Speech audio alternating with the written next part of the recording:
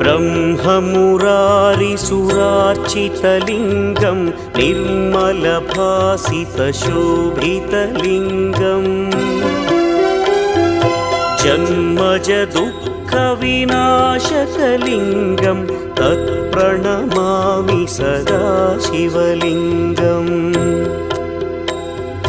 देवमुनिप्रवरार्चितलिङ्गं कामदहन करुणाकरलिङ्गम् रावणदर्पविनाशकलिङ्गं तत्प्रणमामि सदा शिवलिङ्गम्